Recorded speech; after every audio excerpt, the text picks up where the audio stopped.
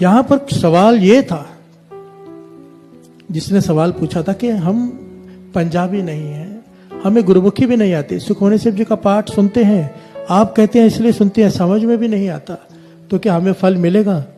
अब जरा ध्यान दीजिए, वजीर खान के यहाँ से जब भाई बागूजी गुजरते थे हवेली के यहाँ से, उसे नहीं पता था ये क्या है, उसे तो ये भी नहीं पता था कि ये श्री सुखमनी साहिब जी का पाठ है, बाणी है गुरु की, तब भी उसका रोग ठीक हो गया। हर से बोलिए धन गुरु नानक, धन गुरु नानक। बाणी की ताकत को समझिए। अगर बाणी को समझकर विचार कर पढ़ेंगे, उसकी तो बात कहीं नहीं, उसकी तो तुलना ही नहीं हो सकती। पर जिसे बाणी की समझ नहीं है, ज्ञान नहीं है, बाबा नंद सिंह जी ये पंक्तियां पढ़ाया करते थे, दुख रोग संताप उतरे सुनी सच्ची बाणी। केवल सुनने से, यहां पे यह नहीं लिखा जिसने समझी, सिर्फ सुनी, दुख उसके दुख दूर, रोग दूर, संताप कलेश सब दूर, सुनी सच्ची बाणी। केवल सुनने से, जो केवल बाणी को सुनते भी हैं, समझ नहीं आ रही अब तक, उनके भी ये दुख दर्द और रोग दूर हो जाते हैं। हर से बोलिए धन गुरु नानक, धन गुरु नानक। बाणी कह रही है, दुख रोग संताप उतरे सुनी सच्ची बाणी, दुख रोग संताप उतरे सुनी सच्ची बाणी। बाबा नंद सिंह जी से भी किसी ने यह सवाल किया था कि नाम जपने में मन नहीं लगता। बाबा नंद सिंह जी ने उदाहरण दिया, आग में हाथ जानबूझ के डालो या अनजाने में, आग ने हाथ को जला देना है। बाणी मन जोड़ के पढ़ो या बिना मन जोड़ के पढ़ोगे तो बहुत बेअंत लाभ है, कोई तुलना नहीं। पर बिना मन जुड़े भी अगर पढ़ते हो तो भी आग ने हाथ तो जला ही देना है, बाणी ने पाप तो जला ही देने हैं। कि हर से बोलिए धन गुरु नानक। और सुनते सुनते समझ आनी शुरू हो जाती है। और सारी श्री गुरु ग्रंथ साहिब जी की बाणी में सुखमनी साहिब जी की बाणी एक ऐसी बाणी है जो समझना बड़ा आसान है। अगर आप सहज में पढ़ेंगे ना, अपने आप समझ आनी शुरू हो जाती है। सिंपल है, सिमरो सिमर सिमर सुख पाओ, कल कलेश तन माहे मिटाओ। इसमें क्या समझाना है? हर से बोलिए धन गुरु नानक, धन गुरु नानक। और आस्ते आस्ते समझ आनी शुरू हो जाती है। फिर तो रस आना शुरू हो जाएगा, ज्ञान आना शुरू हो जाएगा। पर फिर भी इसकी महिमा कहीं नहीं जा सकती जो बैठकर सुनते हैं। सुनने का लाभ तो दास ने पहले भी बताया था। बाणी कहती है, पवित्र पवित्र पवित्र पुनीत, कहते पवित्र सुनते पुनीत। जो सुनते हैं ध्यान लगाकर बाणी को, उन्हें 3 गुना फल है पढ़ने से ज्यादा का। हर से बोलिए धन गुरु नानक। इसलिए मन में कभी भी ये नेगेटिव ख्याल नहीं लाना कि हमें बाणी समझ में नहीं आती। हम सुन रहे हैं, क्या फल मिलेगा? एक तिल नहीं पन्ना काल है। एक पंक्ति भी सुनी हुई व्यर्थ नहीं जा सकती। एक पंक्ति, किनका एक जिसे जी बसावे, ताकि महिमा गनी ना आवे। किनका एक जिसे जी बसावे, ताकि महिमा गनी ना आवे। अंत का जो स्त्री सिमरे, ऐसे चिंता में जे मरे। बेसवा जो वल वल अवतरे। हर से बोलिए धन गुरु नानक, धन गुरु नानक। अंतकाल जो स्त्री सिमरे, जिसका ध्यान कंचन माया में चला गया, स्त्री में, पराई स्त्री। हम इसे बहुत छोटी बात समझते हैं कि पराई स्त्री का रूप देखना। हर से बोलिए धन गुरु नानक, धन गुरु नानक। पर बाणी कहती है, जो आज देख रहा है, मरते समय भी उसका ध्यान वहीं पर जाएगा।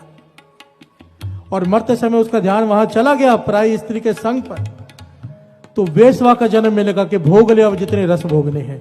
हर से बोलिए धन गुरु नानक, धन गुरु नानक। वेश्वा की जोनी जन्म मिलेगा, पर बनेगे क्या? वेश्वा। हर से बोलिए धन गुरु नानक, धन गुरु नानक। महापुरुष वचन किया करते थे, बड़ी कीमती बात है, ज्ञान लेना है तो ले लो। कहते थे कई लोग समय देके ना लेट आते हैं, दूसरे को वेट कराते। बहुत लोग ऐसा करते हैं। कहते थे बहुत बड़ा पाप है।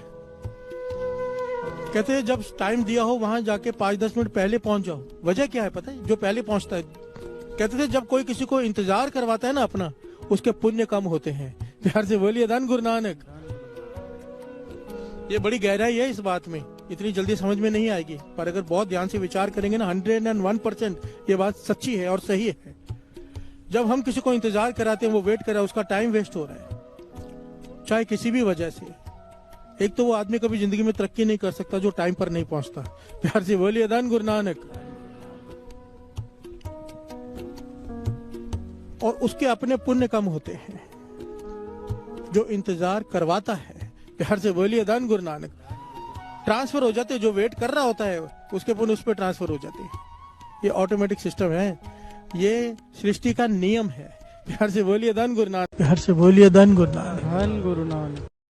हरनाकश की बहन जिसका नाम होलिका था, उसने कहा कि मुझे वर प्राप्त है, मेरे पास एक चादर है, मैं अपने आप पर लपेटकर प्रहलाद को जलती चिखा में लेकर बैठ जाऊंगी, मैं बच जाऊंगी, वो जल जाएगा। हरनाकश ने कहा ठीक है, तू मार दे। होलिका बैठी, चादर लेकर, चादर ओढ़ ली, प्रहलाद को अपनी गोद में बिठा लिया और जलती अग्नि में प्रवेश कर गई कि प्रहलाद जल जाए। पर प्रहलाद क्या कर रहा है? राम राम राम राम। इतनी जोर की आंधी आई कि वो चादर उड़कर प्रहलाद पर लिपट गई और होलिका जल गई। प्यार से बोलिए धन गुरु नानक।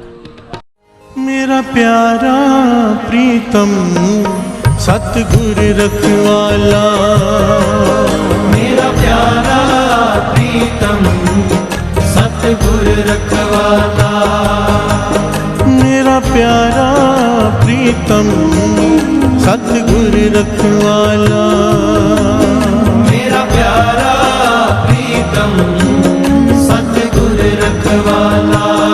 हम बारक दीन करो प्रतिपाला, हम बारक दीन करो प्रतिपाला, हम बारक दीन करो प्रतिपाला। मेरा प्यारा प्रीतम सतगुरु रखवाला। अंत का जो स्त्री सिमरे, ऐसे चिंता में जे मरे, बेसवा जो वल वल अवतरे। प्यार से बोलिए धन गुरु नानक। धन गुरु नानक। अंतकाल जो स्त्री सिमरे, जिसका ध्यान कंचन माया में चला गया, स्त्री में, पराई स्त्री। हम इसे बहुत छोटी बात समझते हैं कि पराई स्त्री का रूप देखना।